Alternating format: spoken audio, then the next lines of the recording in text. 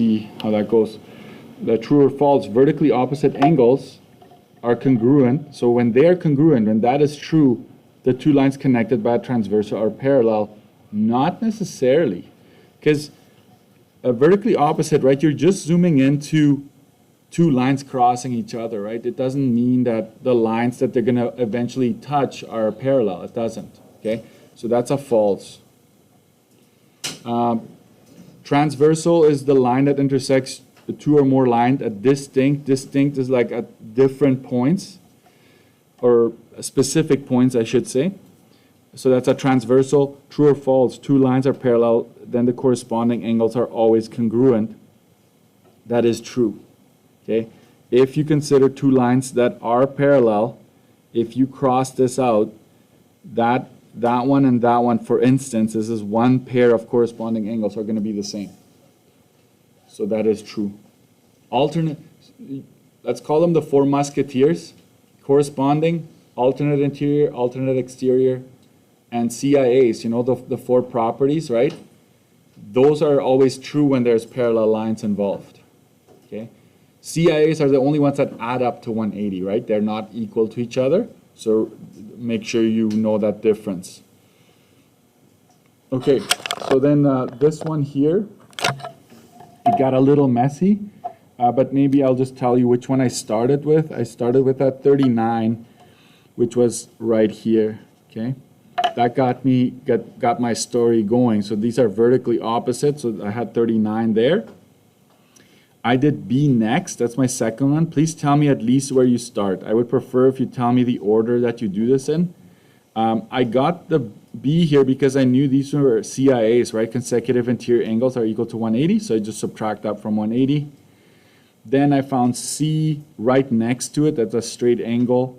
So it's like a ripple effect. Once you find one, you find the others. Then I found D. How did I find that one? I didn't do, I did do it after. You could use alternate interior if you found this one, because this is 57 here, also vertically opposite. And then I justified using alternate interior. Or if you already found this one before, because there's a straight angle right here, right? And you subtracted these two from 180 to get that one, then it's sum of triangle, right? So that's why my keys have options here, just in case you go with one over the other. E is right here, vertically opposite, because E is right across that 57. And F, you could either use straight angle or sum of triangle. If you did this one before, you can find that using sum of triangle is equal to 180. So regardless, that's how you do those ones. Okay. Next, these two are CIAs, and I think, yeah, maybe you can argue that there were no signs or parallel lines there, but that's kind of like implied. There's no other way of doing this, right? You have no other numbers. So CIAs, those two angles add up to 180. So your 5x and 3x add up to 8x. The 26 minus 46 is negative 20 is equal to 180. You bring 20 over to the other side, giving you 200. You divide by 8. And remember, your final answer when you do these is always going to be in degrees. Okay? Because 180 degree is there as well. And so all the angles are measured in degrees. Backside. I'm going to say this, you need to be specific when you do these ones. You can't just say, like, why is AB parallel to CD, right? These two lines. Oh, because of the 102. You're close, but what are those two angles called? They're called alternate exterior, right? Alternate exterior angles are congruent. That's why you know for sure they are the same. If you want to say in brackets 102 degrees, that is fine with me, okay? That is why. It's because of these two. Why is CD parallel to EF? So why is this one parallel to this one? I noticed that these two are corresponding. So corresponding angles are the same. And you can put 50 here for your, just so you know that's where I got it from. And then why is AB, why is this one parallel to EF? And I found this interesting. Some of you said, well, if this one is parallel to that one, and this one is parallel to that one, it stands to reason that these two should be parallel. And you know what? I gave you the mark there. I did give you the mark if you explained it properly.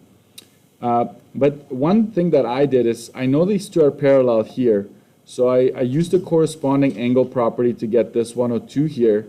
And then I noticed that the alternate exterior between these two lines that I'm interested in, AB and EF, they were the same. And some of you did other work elsewhere and you justified it properly. Like some of you, for instance, you said this 50, these are vertically opposite. So some said, well, then that is 50 there. And you also said that this is corresponding to that one. We know these two are parallel, so that's 50 there. So corresponding angles are the same between AB and EF, so that's also, that would be accurate to use that as your justification. Okay. Now, I want to talk about this one here. I don't have a blank copy, so unfortunately we're going to have to do one at a time. Let me see if I can cover it with this paper here.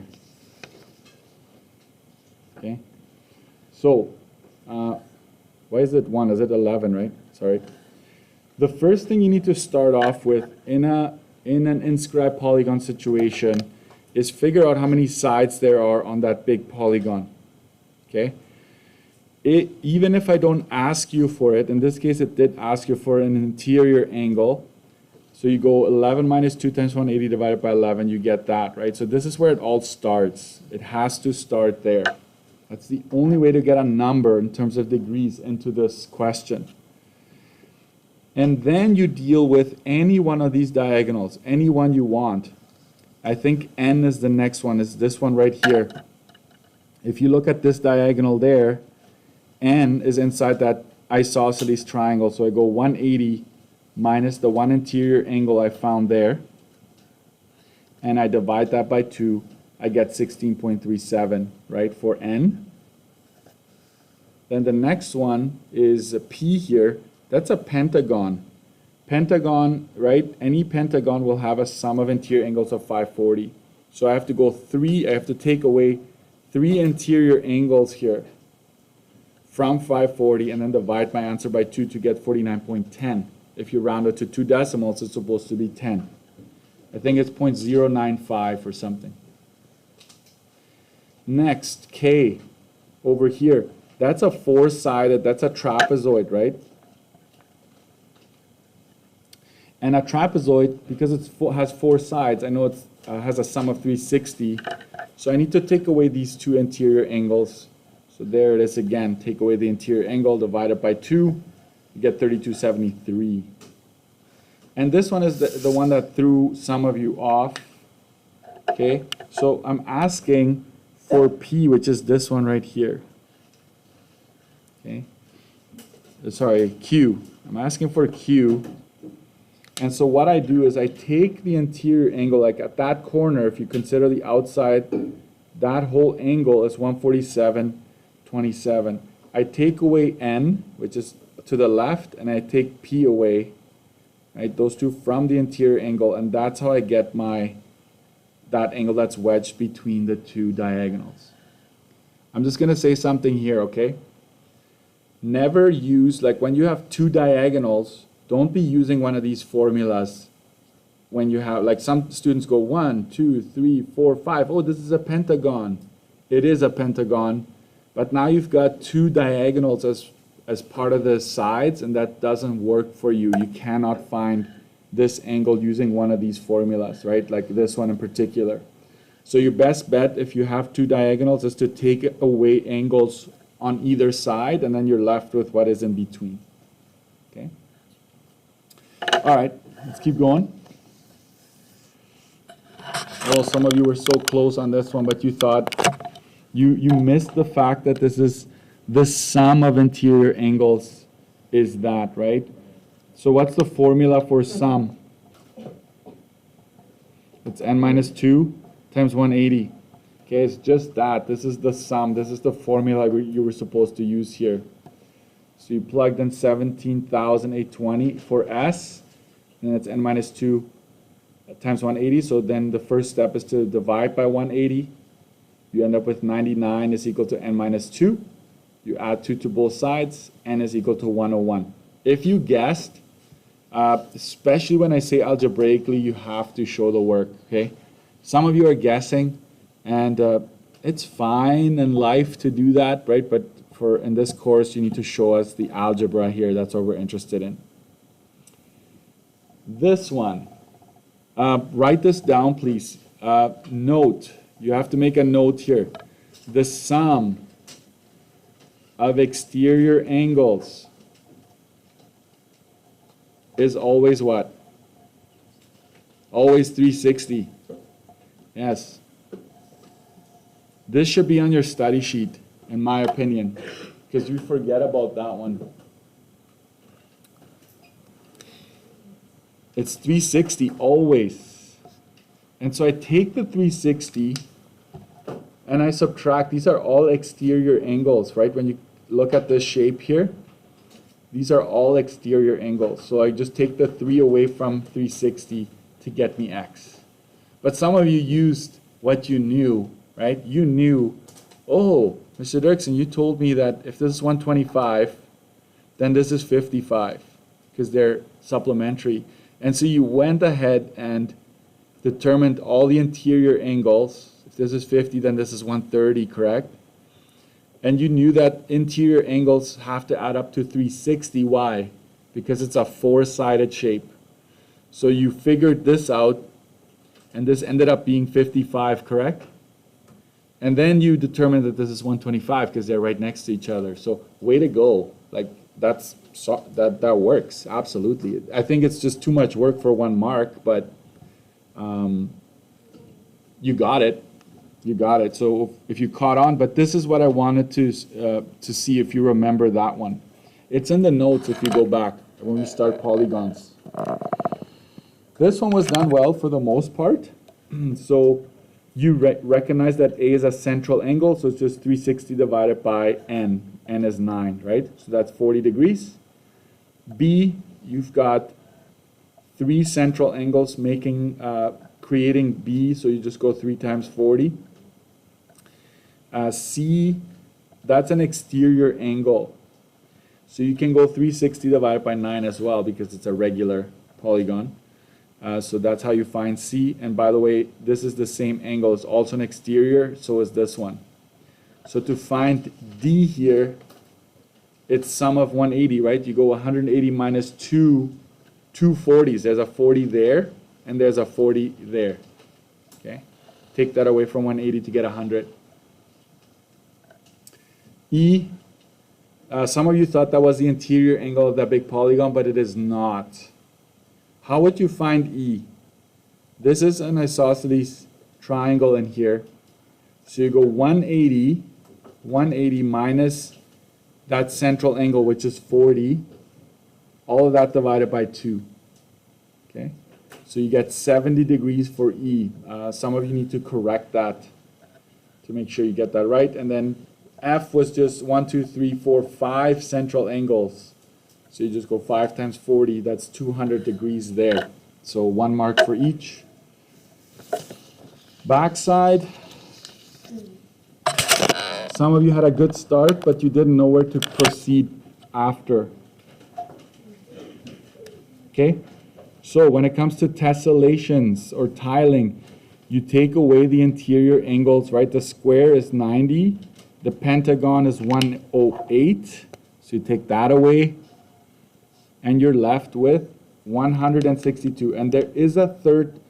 I'm asking you, what would the third one have to be, the third tile? So what I ask you to do is find the number of sides, right? So I find the exterior angle, which is 18. I set it up using my formula, and I end up with 20 sides. Some of you just love this other method, and there's nothing wrong with it, but this is using the interior angle formula, right? And you still get 20 no matter what you do. But you could, if you guessed, you lost a full mark, provided you did all of this to start you off. Okay. Some of you tried, hey, how about a triangle and something else? But there's always something left over, right? Even if you use, I have to think on these ones. They're hard to come up with because after a while you've seen them all, right? But it works. Okay, let's keep going. There's a blast from the past, right? We have volume, folks. Okay, highlight this. Like, all of these have cubic centimeters, and that's why you're not just dealing with K, you're dealing with K cubed. And it has to be, I will write this down here because some of you got the formula wrong. We're talking volume of new divided by volume of original. Some of you just go new original, and then you just use K, but we're dealing with volume here. So you want to have it set up like this. And that reminds you that you're going to have to take the cube root of whatever two numbers you're setting up on the right side. So you end up with 179 if you round it to 2 decimals. Okay. Where is cube root found? You press math 4. Okay, math 4 as a reminder. And then next, meters per second. 1 mile has this many meters. And some of you still keep on saying that 1 hour has 60 seconds. I'd be so much older if that were true. Anyways, 3,600 seconds in 1 hour. Okay? And so when you multiply the top and the bottom and then divide both of them, then you get 32.44 miles per hour at the end. Okay, so be ready for those. I will try to insert them. I might have a small like renovation question. You know how to do that. Can I see question 10? Question 10, absolutely.